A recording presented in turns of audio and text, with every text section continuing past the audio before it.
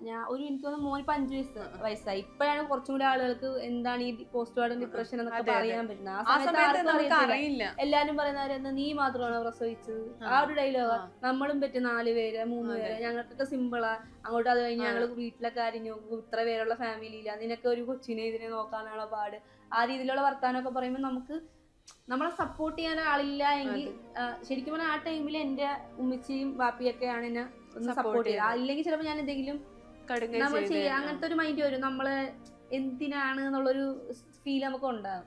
അപ്പം ആ ഒരു സ്റ്റേജ് നമ്മളെ സപ്പോർട്ട് ചെയ്യാൻ ആവുണ്ടെങ്കിൽ നമ്മളെല്ലാരും ഇത് ഓവർകം ചെയ്ത് വരും. അതില്ലാത്തവരാണ് കൂടുതലും ആ ഒരു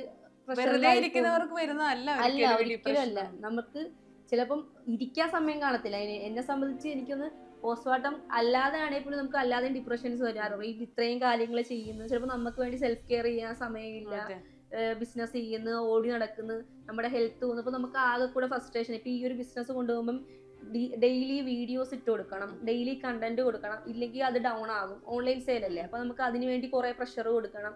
അതിൻ്റെ കുറെ സ്റ്റോക്ക് ഔട്ട് ഇഷ്യൂ വരും, പെട്ടെന്ന് ചെയ്യണം, ഇതെല്ലാം ഓരോ പ്രഷറാണ്. അപ്പൊ അതിൻ്റെ ഇടയിൽ നമുക്ക് ഭയങ്കരമായിട്ട് ഡിപ്രഷൻ ആകും, നമുക്ക് ഭയങ്കര ഒച്ചത്തേക്ക് കരയാൻ തോന്നും. എന്റെ വീഡിയോസിൽ ശ്രദ്ധിച്ചാൽ ചിലപ്പോൾ കരച്ചവർ ചോദിക്കും എന്തിനീ കരയുന്നത്. വീഡിയോസ് നമ്മൾ ചിരിക്കുന്ന വീഡിയോകൾ പോസ്റ്റ് ചെയ്യാറുണ്ട്, അതെല്ലാവർക്കും ഇഷ്ടം. അപ്പൊ ആരും ഒന്ന് ചോദിക്കാറില്ല എന്തിനാ ചിരിക്കുന്നത്, നമ്മൾ കരയുന്ന വീഡിയോ ഇടുമ്പോൾ എന്തിനാ ഇങ്ങനെ കരഞ്ഞ് വീഡിയോ ഇടുന്നത്. നമ്മുടെ ചിരി പോലെ തന്നെ ഒരു ഇമോഷനാണ് നമ്മൾ കരച്ചിലും.